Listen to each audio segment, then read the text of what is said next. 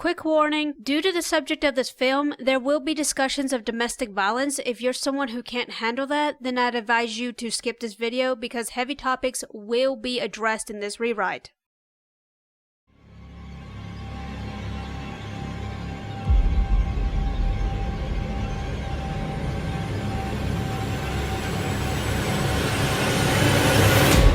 This is going to be a first for me. Normally I rewrite family adventure stories, but never horror thrillers, so this will be an experience.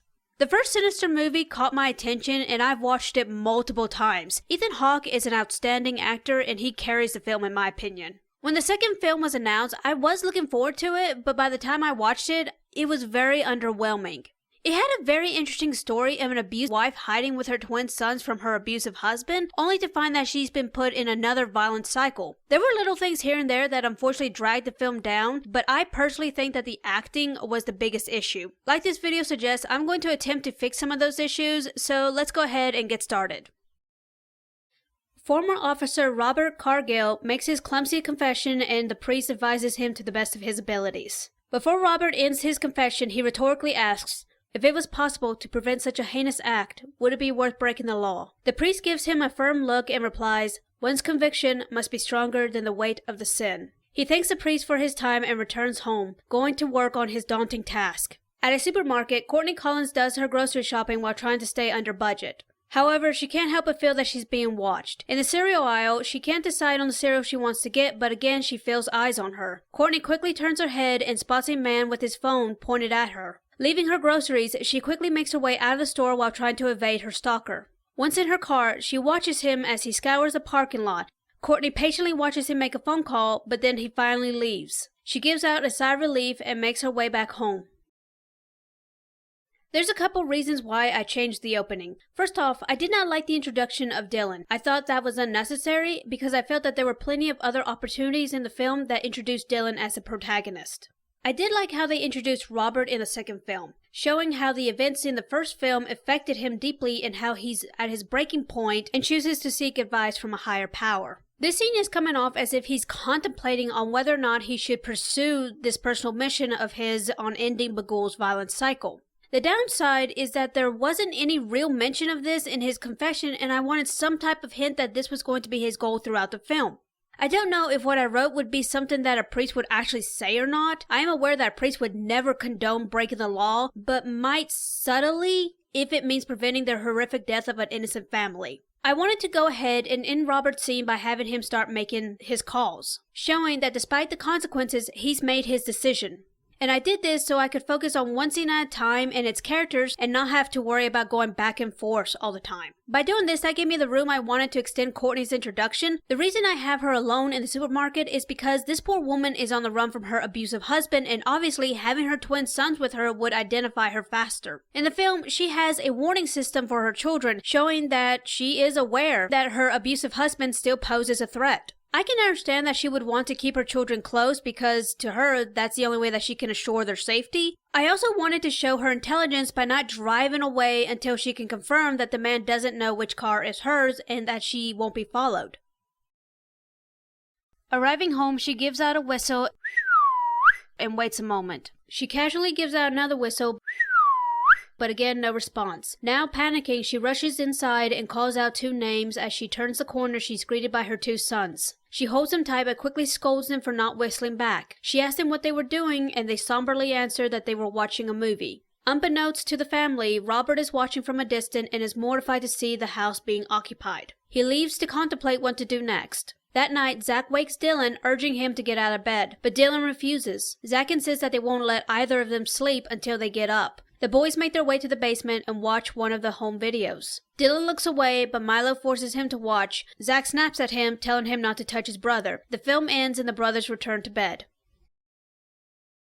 In the film, Courtney has a warning system that is used only one time, but I too wanted some kind of system myself that would feel more natural to use throughout the rewrite. Thus, the whistle. Because let's face it, whistling is a terrifying tool in a horror setting. It can be used to show how relaxed and comfortable the antagonist is and to deceive the protagonist.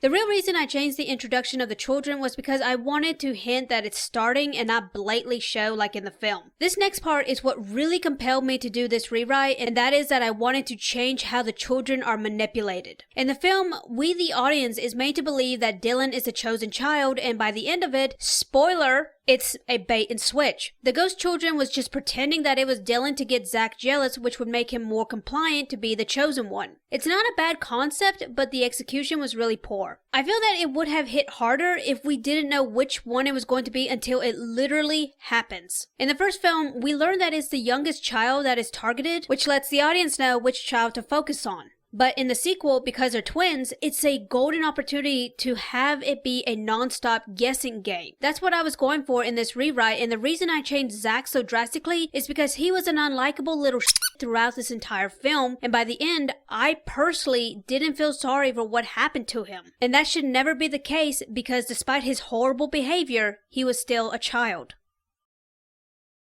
Robert returns to the house, but before he makes it to the door, one of the boys spots him and calls out to their mother. A misunderstanding ensues, but once it's straightened out, Robert asks Courtney if she knows the history behind the church. She casually answers that she is aware, and while she's not pleased to have her boys living near a place like that, they don't have anywhere else to go. However, the boys don't go near the church, so it doesn't bother her as bad as it used to. With it getting late, Robert leaves for the day. That night, Dylan has a nightmare and wakes his brother. The two of them make their way to the basement and watch another film since they're told that they won't have any more bad dreams if they watch all the films. When it's over, Dylan asks Zach if he has nightmares. "They're not the same as yours," he answers. Robert returns and investigates the church, but it's interrupted when Courtney's husband arrives. Dylan immediately runs into the house and Zach watches through the window. Robert manages to defuse the situation. Zach tells Dylan that it's over and that they're safe for now. Robert spends the night and the boys watch another video, but when it's over, Dylan is scared to be alone. They sleep in the same room, but Dylan can't sleep. He's scared their father will come back. Zach comforts him, promising that he won't let their father hurt him. More or less, this was just a small recap since I didn't feel much needed to be changed. It was slightly odd that Courtney knew what happened in the church and wasn't at all uncomfortable having her children live near or go in there. I get that she has bigger things to worry about, but I just wanted to address it real quick. The only real significant change I made was Zach and Dylan. More than anything, I wanted to make it clear how close the twins are and try to make it harder to decipher which one it's going to be. I want to address something real quick.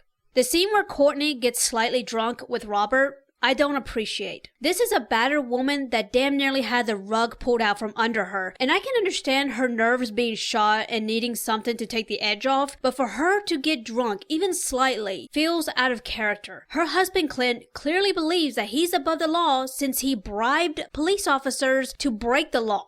This shows how unpredictable this man can be, and now he knows where she lives. So I would think that she would be even more on guard now. For me, this scene feels out of character for any woman that would be in this situation. Personally, I wouldn't care what Robert said. If it was me, I would pack up my kids and get the fuck out of there. Robert leaves to meet Dr. Stombeg and learns more than he ever wanted to know. Back at the farm, Courtney finds the chair she was restoring ruined. She calls to her sons and demands to know which one it was. They both deny it was them. She tries to be patient with them, but money is tight and tensions are high. "I get that what happened yesterday was stressful, but you can't take your anger out on a chair?" "Why not? It doesn't fight back, but neither did you." "Excuse me?" "It's true. You never once fought back. What I did or didn't do was to keep you boys safe, but it wasn't enough. Nothing you do will ever be enough." Courtney orders the boys to go to their rooms. When they're gone, the tears fall as their words overwhelm her with guilt. I wanted to replace this whole scene because it all felt unnatural, and that could be partly due to the bad acting and the script itself. In my rewrite, I wanted to start showing the changes within the children, showing that watching the films night after night is wearing them down because that's what possession is. And unironically, that's what an abusive relationship is too, wearing down your partner. The change is not noticeable until you're forced to look it in the eye, and that's what's happening in this scene. Courtney is so busy trying to provide for her children and protect them from their father that she doesn't notice them changing, or perhaps it's that she doesn't want to notice because she's already got so much on her plate, and acknowledging that there is a negative change in her children would obviously have her contemplating if perhaps she failed them as their mother. However, this is just as much of a stressful situation on her kids, if not more, and that's without the supernatural aspect of it. But because there is, it just intensifies the emotions. When I wrote this, I didn't want it to be so black and white like in the film. I wanted both sides to be relatable. That night, Dylan doesn't want to watch another film. He feels bad about what he said to their mother, and Zach too feels guilty, but Milo tells him that they were only telling the truth. They watch Milo's film, and it's too much for Dylan. The other children laugh at him, but quickly stop. The boys stare into the darkness, and their eyes go wide as their nightmare appears before them. The boys run for their lives, but get separated when they hide in the church. The next morning, they wake, still in their hiding spots. Dylan urges Zach that they need to tell their mother and Robert what's been happening, insisting that they can help. Zach bites his lip, hesitating, but eventually nods in agreement. Milo appears. We're not watching any more videos, and we're telling our mom. Go ahead, as if she'll believe you anyway. What do you mean? Adults refuse to believe anything that will make their lives harder. Not our mom. You sure about that? Milo disappears, and as the boys are making their way back into the house, their father returns. Courtney comes out and is served. Defeated, she whistles for her boys and finds them hiding under the bed. They're both upset and try to tell her that something very bad is happening, but it's all too much for her, and she snaps at them. I know that none of us wants this, but it can't be helped. But things will be different this time. That's what he always said, when you come home from the hospital. Courtney knows there's nothing she can say that will make the situation any better and just instructs them to pack. Milo appears and with a smug grin said, "Told you so." In the film, Milo pins Zach and Dylan against each other, but because the twins are so close in the rewrite, a different method has to be used. One of the main reasons I wrote this was because Milo continuously threatens the boys not to tell, but that didn't really make sense to me. In horror films, when the protagonist is a child, their main obstacle is not so much the creature that is coming after them, but trying to get their parents to believe them so they can help them, which unfortunately never works until it's too late. When the boys say that they're going to tell, I wanted Milo to almost encourage it in a teasing manner, so that way when they actually do tell and Courtney doesn't want to hear it, it reinforces Milo and has the children second guessing if they can count on their only parent, their only protector, which would obviously be devastating to the children and may cause an unrepairable rift. Side note, the reason that I have one of the twins sucking their thumbs is because when children and even adults are experiencing extremely stressful situations and while trying to relieve that anxiety can lead to thumb sucking in order to comfort themselves. And that's what I was trying to convey with this image. That the whole situation with their father and Bagul is stressing them out so badly that it's causing them to regress. All is silent as the family is brought back to Clint's house. He eagerly tells the boys to change as they're going to celebrate by having a picnic. The mood is spoiled as Courtney's phone goes off. He demands the phone. Courtney reluctantly gives it to him. He glances at the number and asks who Robert is. Courtney says nothing and he smacks her. Dylan and Zach hold hands as they helplessly watch. Courtney glances at the boys and complies, if only to spare them from having to see anything else. He snaps at the boys to go change and instructs Courtney not to ruin their family's do-over. I added this particularly to show that they can't even make it to the front door without this insecure bastard losing his and just stating how delusional he is by thinking that they're going to be a happy family and go on a picnic. I also want to show how the twins are heavily leaning on each other at this point, making it almost damn nearly impossible to figure out which one it's going to be. As the family is having their picnic, it's being preserved in film. Robert arrives at the farmhouse and finds no one there. Distraught, he finds Dylan's slingshot with "Help Us" written on it. While upset at the turn of events, Robert finishes what he originally set out to do. He sets the house on fire, and now it was time for the church. He hesitantly goes in, gets to work, and as much as he doesn't want to, he makes his way to the back, not wanting any part of the church to survive. As he douses the back room, he hears something and finds that the front of the church is already burning. With the flames getting closer, he runs to the back, hoping to find a back exit. There is, but it's all boarded up. His only escape now is the boarded up windows. Robert desperately pulls and punches at the boards, not caring about the damage being done to his hands. The entire church is engulfed in flames and Robert struggles to compose himself after jumping out the window. The heat from the flames and the smoke in his lungs are horribly dulling his senses, but he knows they're there. He does his best to get to his vehicle and starts making his way to Courtney and the boys. Quick warning, there will be mention of unwanted physical contact, and if that's something you can't handle, I suggest skipping 10 seconds ahead. Here we go. In the film, poor Robert gets beaten up by Clint, and he admits that he's going to his wife out of spite, meaning a her because I doubt this woman wants any part of him. Robert just lets it happen. He goes back to his hotel room and essentially is going to let the family die. He does go back after Dylan begs him to help them. I'm almost positive that this man was going to sit in his hotel room and let the family be murdered if Dylan hadn't texted him. I erase that and just show that he is committed in seeing this through. I personally think it's necessary to show him burning the house and church. I don't know if the filmmakers forgot or if they just didn't have it in the budget. I also thought it'd be good to give him a small victory before tackling the mountain and also show that Bagul does see him as a threat as the church is set on fire with Robert still in it. The family is having their dinner, but no one is eating except for Clint. Frustrated, he shouts for them to eat. Courtney tries to encourage the boys to eat, but they won't, and Clint snaps at Courtney, accusing her of ruining their happy family. It's your fault. What the hell did you just say to me? We were never happy with you, and never will be. Clint furiously stands, which ushers Courtney to stand, preparing to run to her child's aid. But something is wrong. Clint is struggling to keep his balance as his vision blurs. He looks to Courtney and accuses her before passing out. Courtney makes her way to Clint, but only to confirm that he's no threat anymore. She tells the boys that they're leaving, but starts to feel dizzy herself. As she blacks out, she shakes her head in disbelief as she spots a dark figure at the end of the table. Dylan and Zach look at each other in silence, until Zach says, "At least he won't hurt you anymore." And he too passes out. You know that moment in films where the audience is holding their breath and crossing their fingers for it to turn out okay, only for shit to hit the fan? That's what I was going for. I wanted to give that disbelief of last hope for Courtney. If she believes that Clint passing out is her saving grace, then the audience will most likely believe it as well, or at least be in denial of what's about to happen next. I thought long and hard about what I wanted to do with the twins and decided that Dylan is the chosen one, and I will explain it all, but only after the end. When I first watched the dinner scene, I didn't think anything of it at first until I re-watched it. Courtney is eating far away from the rest of the family, and this was intentional because this is Clint's way of punishing her. He's isolating her from her children. When he picks on Dylan, she doesn't move to physically stop it, but just yell to snap Clint out of it. She knows that she's on thin ice with him, and if she wants back in his good graces so she can be near her children, so she can protect them, she can't do anything that would upset him, meaning physically interfering with him. That's my interpretation of this scene anyway.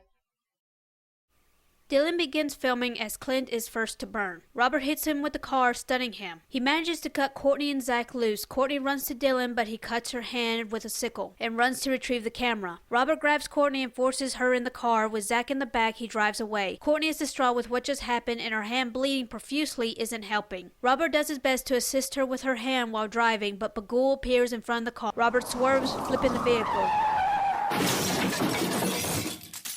Robert manages to make his way out and checks on Courtney, who's unconscious. He then calls out to Zach, who's barely conscious. He asks him if he can crawl into the front and out the window like he did. Zach answers yes, and Robert gets to work freeing Courtney. However, Zach quickly screams that they have him. Robert can't see what he's talking about, but reluctantly abandons Courtney to assist Zach. Right as he reaches Zach, he feels himself being pushed away. Every time he gets up, he's immediately pushed back down and further away. A whistle can be heard. Robert desperately tries to make his way back to the vehicle as Dylan approaches from behind. With a few sparks from the lighter, it doesn't take long for the vehicle to be completely engulfed in flames. Robert tries to pull Zach out, who is screaming in pain. He knows he can't help Courtney, who too is screaming in pain, but he at least wants to save Zach, but the car explodes.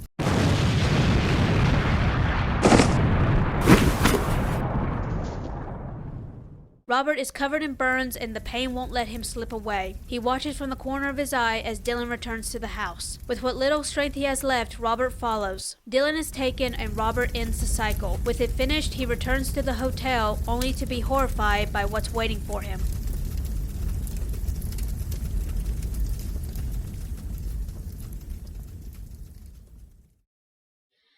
Before I explain anything, if this ending isn't your cup of tea, then imagine the original ending, but Zach's motive is to keep his promise to his brother, even if that means killing him, but Robert intervenes and Zach dies satisfied that he still kept his promise. Now onto the exposition.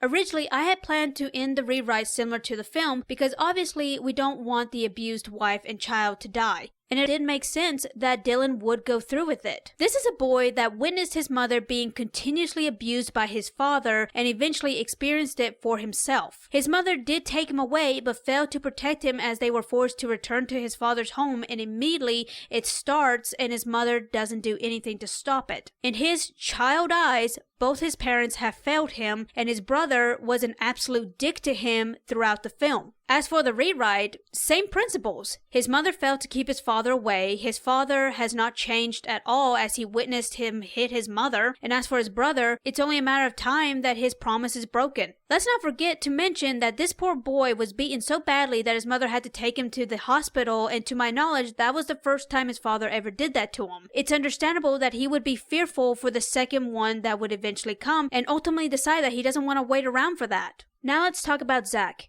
He acted like an absolute dick throughout this film, but why is that? We don't really get to know anything about how he views this situation, but what does seem apparent is that Zach doesn't seem as afraid of his father as Dylan. He does hint in the film that his father possibly could have hit him, but given how casual his demeanor is when he mentions it, could mean that it was rare or minor compared to Dylan and his mother. It's not uncommon for abusive parents to isolate one child to take the brunt of the abuse, and that could be the situation with the twins. From what we see, Zach is more obedient compared to Dylan. This could explain why Zach is so aggressive towards Dylan.